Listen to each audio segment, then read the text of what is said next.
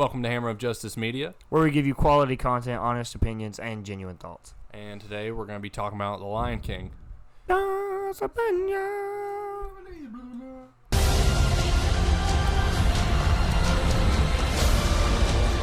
away, Simba, and never return.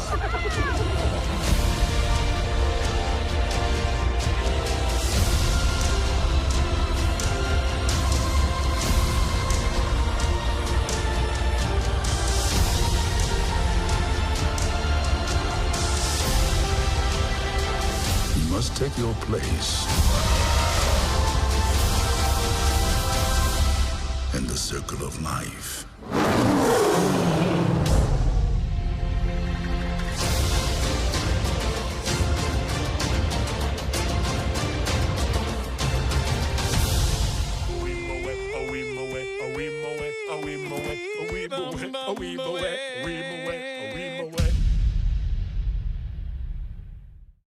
So, anyone who hasn't seen our previous videos, we've all seen this movie.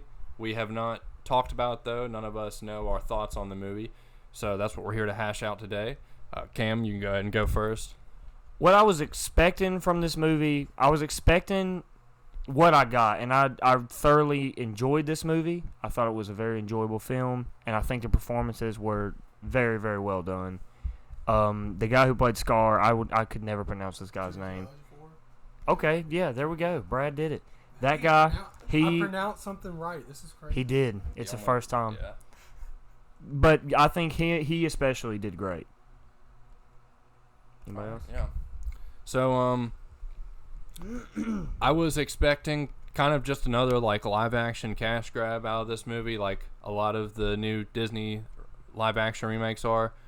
That is pretty much what it was. Having said that, this movie did have a lot of stuff that I absolutely loved in it. The visuals were absolutely amazing. All of the voice performances and the singing and all that thought was really good. They had a great cast. The action was great. However, the way they took a realistic approach to the visuals, which I thought was nice. It really added its own flavor compared to the original. The way that the animals move and all that, it looked like actually they were real animals. Some shots literally looked like I was looking at a real animal, which was pretty impressive. But that makes the musical numbers really awkward. The musical numbers were torture sitting through. They looked so awkward. It looked like I was watching like my dog bark, but like when he barked, a melody was coming out. I don't agree. That was really bad. Other than that, Loved it. I did like this movie. I did enjoy it. It's not without its issues though. Okay, so going into this movie, I was expecting, because I thought Jon Favreau did a brilliant job with The Jungle Book. He took the same story elements from the original, but also brought in some new elements to the movie. So I was expecting that from this movie, and we did not get that at all. This is a shot-for-shot remake. Nothing is new, and I absolutely hated this movie. This was so bland, emotionless, cash grab. And listen, I'm always defending cash grabs because every movie's a cash grab. Every movie is looking to make money. No matter what the movie is, it's looking to make money. But this one was such a blatant cash grab that it was super hard to watch. Now, like you've said, the visuals were stunning, absolutely stunning. I absolutely agree with that. It's kind of game changing when you really look at how photorealistic these animals are. But other than that, this movie offers nothing new to the original one, and it was just so bland and boring. And I did not have a good time with this movie. I thought it was just super boring. Yeah, I've never been a big fan of the Disney remakes. I always thought they were unnecessary.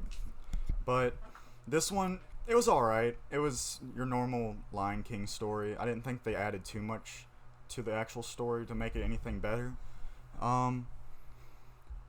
It really did get boring after a while, though. I think it was a little long is my only thing. What? And I don't get none of this. This, Brad did say it's like almost a shot for shot remake. I don't think it's a shot for shot remake, but it comes pretty close to being that.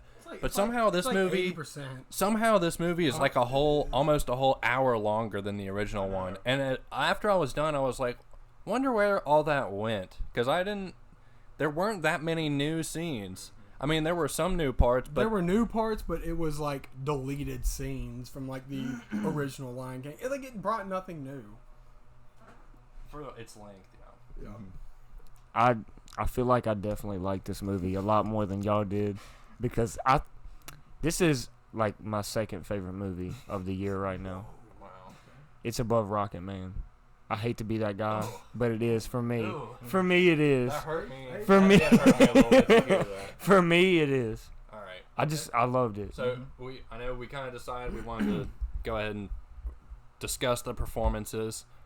I guess I can start that off. I thought all the voice acting was really good. The cast definitely brought everything to the table. I loved John Oliver as Zazu. He was actually really funny. Seth Rogen, though, every single scene with him just doing his thing, and he does his laugh. That was perfect. That was a great casting choice. And Timon and Pumbaa were really funny. And I did think all the singing performances were really good. It was mostly just the animation that didn't match up. It felt...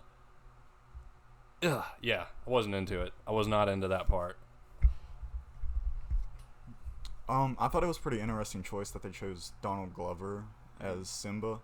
I love Donald Glover, but I really think that they should have got someone else. I just don't think it fit as well as it could have been. And Like the voice? yeah, just the voice, honestly.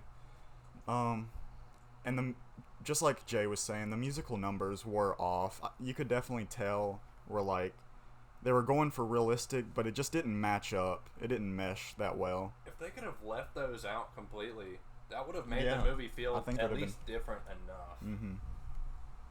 I guess, again, for the second time in this video, I am the black sheep of this group, because I love all of the casting choices. I think this movie is like damn near perfect. Having said that, I will say one character really stuck out above all the rest as being like a greatly exceptional character. I think he's better than he was in the original. I think Scar knocked it out of the park, bro. No, he was... He killed it. What did you say no for? He did. He killed it. Be Prepared. I liked it a little bit better than the original Be Prepared. I did, because it was more like a speech than like a song. And I enjoyed that personally. So like you said, who played Zazu? John Oliver. John Oliver, great. Timon and Pumbaa, great. Young Simba, young Nala were great. Everyone else was super bland. They added nothing to the voice cast. Nothing. And here's the thing. I know everyone's going to say, well, you can't compare it to the original. Shut up. I can do what I want. But also, this is to me a shot-for-shot remake. So you have to compare it to the original if that's the case. And compared to the original, voice cast of the 92 Lion King, everyone in this movie was super bland. Even Donald Glover. I love Donald Glover. Yeah. He did not match Simba at all. It was like he was like, I don't really care. I don't really care. That was his performance throughout the whole entire movie. And I was just like, I don't buy it. You're not, because what you have to do with these kind of voice act, you have to get animated with your voice acting. No one in this movie was. But here's the thing. Even James Earl Jones. I felt so bad for him. I felt so bad for him. He was. Okay. I thought he was compared to the original. He was not as animated and not as enthusiastic as he was in the original. Well, that's the problem with that style of animation, is that you can't like, if they're doing 2D animation, you have to be super, kind of extra, really colorful with your voice acting. I think they kind of had to hold it back in this one, because they were like, all right, well, these animals, their mouths only open like half an inch, so we got to try and make this. But it was bad. But it was not good. But to me, like Timon and Pumbaa, they had that animated voice. Well, yeah, they had that. They had that charisma. Uh-huh. Everyone else did not. Everyone was super flat. See, I don't agree. And that's fine. I do think on the visuals alone, though, even though a lot of them are the exact same, it's still pretty cool just to see it. No, it And is. Yeah. That's where it kind of came back for me. That's what really did kind of save this movie was just the technical aspect, what they were able to achieve with Yeah, it. like I was saying, James Earl Jones, I feel so bad for him. Like, the dude's, like, basically retired. And I bet you when they called him, like, hey, we're going to do this new Lion King movie, he's like, oh, yeah, get to experiment. He gets the script, and it's like, it's the exact same shit I did, like, 30 years ago. It is. This is not exciting. And then it shows when he's voice acting. He just seems so enthusiastic through his voice throughout the whole entire movie. Simba. That was it. And the other ones, it sounded like, he was a mighty lion and whatnot. This one was just, I'm here, I guess. I'm getting my paycheck. I'm 80 years old. I'm basically retired. Want to go ahead and do closing statements? 1 minute. Hold up. I just want to defend James Earl Jones for a minute because, like, Amazing. I think he did good in this. Y'all, I mean, I know y'all's opinions are gonna be different, but like, I think he did the same performance. I don't think he under-delivered for this one. I think he did the same exact performance, same energy and everything. It wasn't that much different. I will say he was a little bit more underspoken and a little quieter in this one, but for the most part, it was pretty the same as far as what his character did, and that he did have less lines. that's in a this one, double-edged though. sword. He did have because- less lines in this one in his defense. But I think, like, to me, like I was saying, I'm comparing this movie to the original because this is. You can't. Yeah. Yes, you can because it's a shot for shot. It It's is. everything in the all the dialogue is the exact same in the movie, the original movie. There's only two sequences in this movie that are different from the original, but they add literally like they're just filler scenes. They're like, okay, you remember this scene where this character, we're going to fill in this scene where this character does something that we didn't show in the original, and then we're going to take a long ass time to show this one. This isn't really a spoiler. The scene where Simba lays down and the feathers fly and it goes to the monkey. Yeah. To me, that whole sequence is so unnecessary, but because they take like forever. Yeah, It takes. that scene does It's literally a take a long 10-minute time. sequence that could have been summed up in like 1 minute, just like the original movie. But I guess Disney. Yeah. It Whatever. has a purpose. I like that scene. I thought the shot was beautiful. Everybody's hating. It's beautiful, but It's beautiful, and that's why it's necessary. It's film, bro. That's what film's all about. All right, let's go ahead and close now. Okay.